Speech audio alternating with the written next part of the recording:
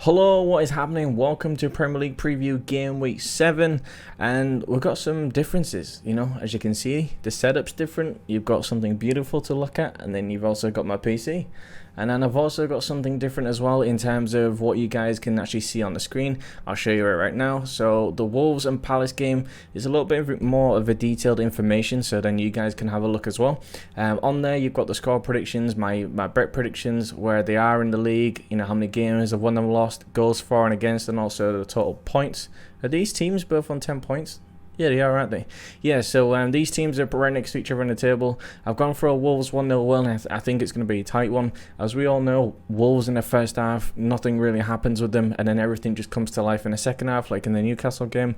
So that's why I've gone for that in the first game. So hopefully my bet doesn't get ruined like it did last week on the first night.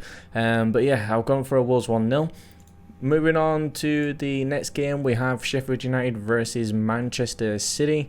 I think City are going to be too strong on this one.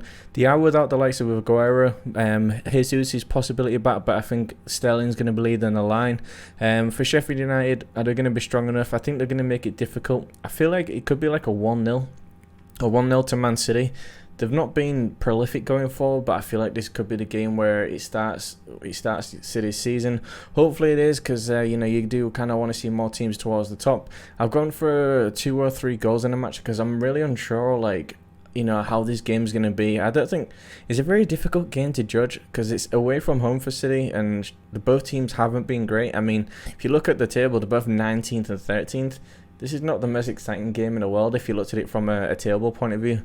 And to be fair, even with form, I don't think it looks like an interesting game. But it is the early kickoff on Saturday, so I'll be watching that one.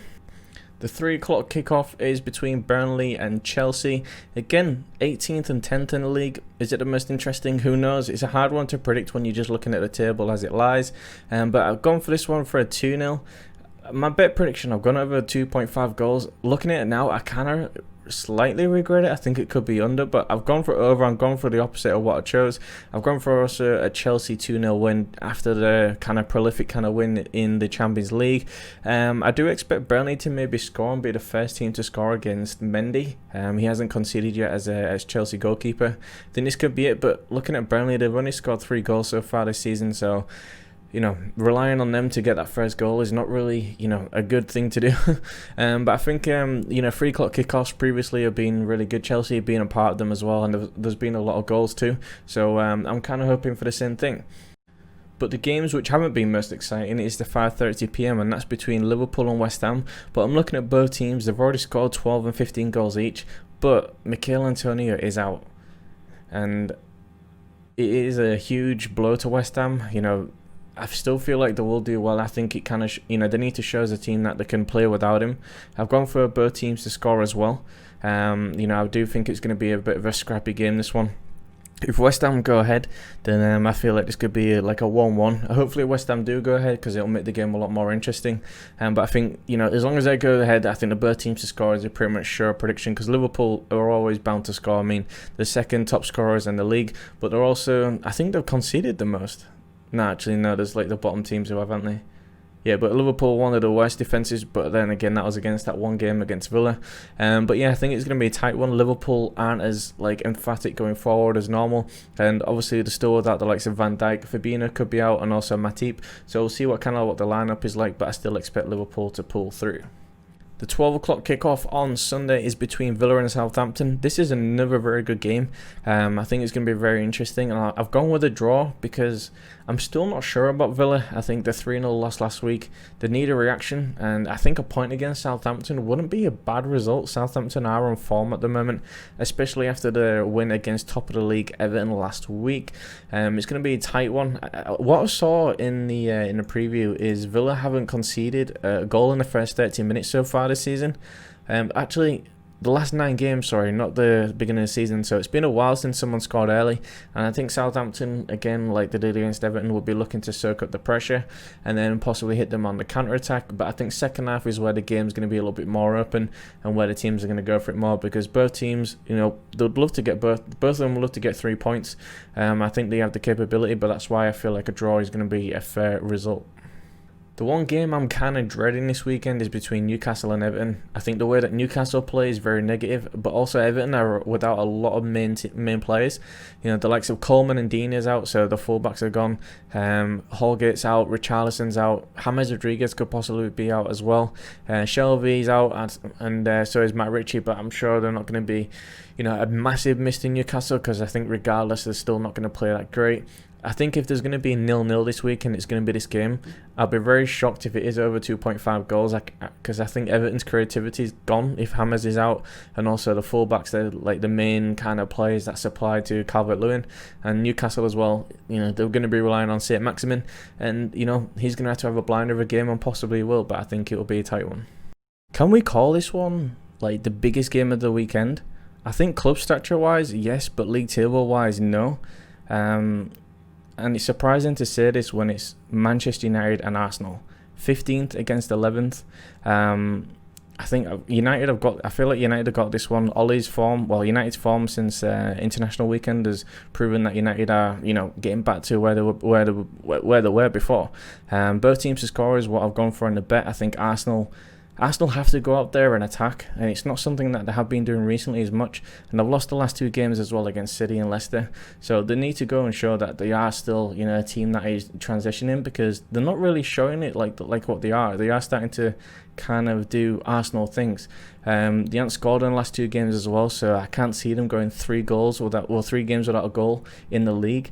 So if they can get an early goal at Old Trafford, this is a game where both managers don't want to lose, and I think it puts big pressure on both managers if they do. Ollie's been kind of turning it around for United, and also Arteta's kind of getting a little bit more criticism than he has been. So I think even manager is not going to be wanting to lose, and I think a draw could be a really good result for both teams. But I think both teams have to go into this to try and win. Last game on Sunday is between Spurs and Brighton. Spurs will be expecting a response after the Europa League loss to Antwerp. Mourinho's, called out the players. I think it's the first time he's really gone for the whole team this harshly when he's been Spurs manager. So it's kind of interesting to see how they do react and how long this goes on for. A few people are saying, is it the end now of Mourinho? He's been happy kind of at Spurs, but this is the first time he's really gone at them, especially in the press. But I do feel like Spurs are going to respond, and it's going to be something which he's looking for. With the saying he knows what kind of team he's going to be looking for as well. I've gone through a 3-1.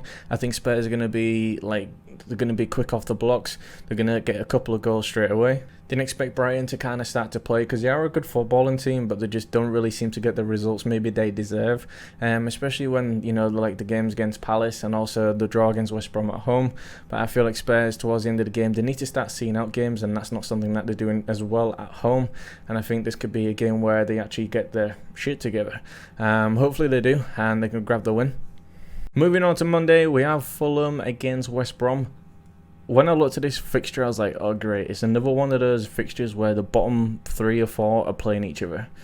And you just don't know what to expect from these games, but I'm going optimistic about this one. I feel like both teams are newly promoted. They conceded a lot, so I feel like there's going to be a lot of goals in this game. This could be one of the highest scoring games of the weekend. I've gone for both teams to score. I feel like they can do, because both defences are not that great at all. This could also be a 0-0, an absolute bang average, and the reason why they both don't deserve to be in the Premier League, but hopefully it isn't. Hopefully they both go for it. I think Lookman and Pereira are going to be the players to watch, and let's see who can get the first win of the season, as both of them are winless so far. And then to wrap up the weekend of fixtures, it's Leeds against Leicester. I honestly feel like this is the most underrated and probably the best game of the weekend. Two teams who play brilliant football. Leicester are going to be counter-attacking against the Leeds, who are going to be dominant in possession. I think it's going to be a really interesting kind of game in terms of tactics. But I've gone for under 3.5 goals. I know the odds aren't great, but I just don't trust where this game could go. It could be like a 1-0 either way. But this is the one where I kind of chose the worst odds, and I thought, okay, this is the game I have to do it, because it could be like a 3-3. You never know what's going to happen. With Vardy back again, he's going to be scoring in the way that Leeds do play. They did win 3-0 against Villa, so I've gone under 3.5 goals and also a 1-1 draw. I think both teams will cancel each other out. It's going to be probably the best game of the weekend, I do believe, by far, in terms of the way that the teams are playing so far. But yeah, let me know what you guys think of the predictions this weekend. Is United Arsenal the big game of the weekend anymore? Is it? Who knows? I think, by club stature, yes. But in terms of this season, maybe not. But let me know what you guys think. Make sure you comment down below. Like, comment, subscribe, all that good thing. And yeah, have a good weekend. Goodbye.